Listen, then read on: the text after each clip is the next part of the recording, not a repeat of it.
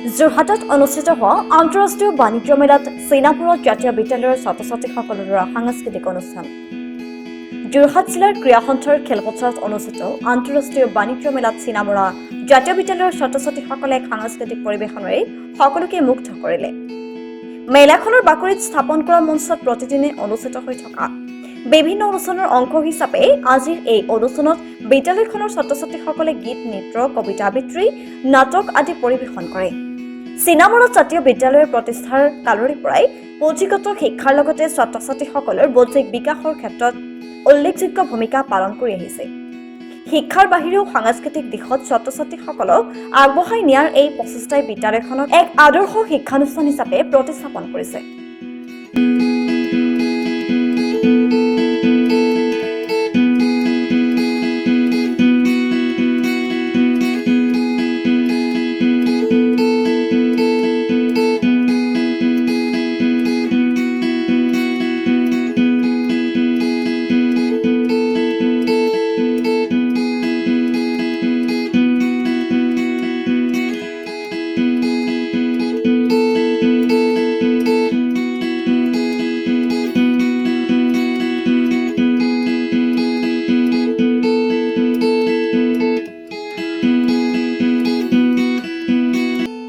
সাংস্কৃতিক পৰিৱেশনসমূহত ছাত্ৰ ছাত্ৰীসকলেও দেখুৱাই প্ৰতিভাই মঞ্চৰ উপস্থাপন শক্তি আৰু আত্মবিশ্বাসৰ উৎকৃষ্ট উদাহৰণ হিচাপে দৰ্শকৰ পৰা প্ৰশংসা আদায় কৰিছে।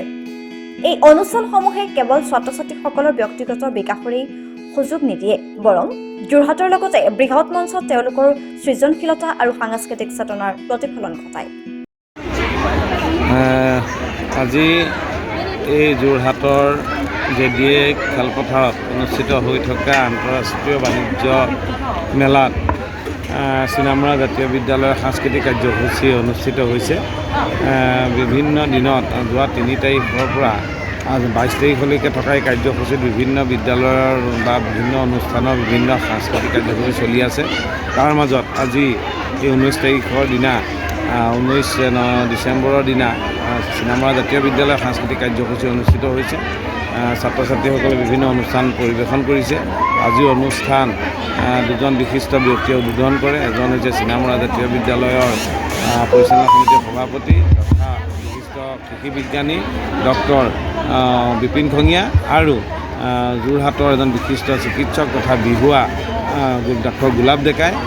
তাৰপিছতেই ছাত্ৰ ছাত্ৰীসকলে নিজৰ অনুষ্ঠান পৰিৱেশন কৰিছে আৰু এই বাণিজ্য মেলাত এই ধৰণৰ ছাত্ৰ ছাত্ৰীসকলক যি উৎকৰ্ষ সাধনৰ বাবে সাংস্কৃতিক কাৰ্যসূচী দিবৰ বাবে যি ব্যৱস্থা কৰিছে তাৰ কাৰণে আমি কৰ্তৃপক্ষক ধন্যবাদ জনাইছোঁ আৰু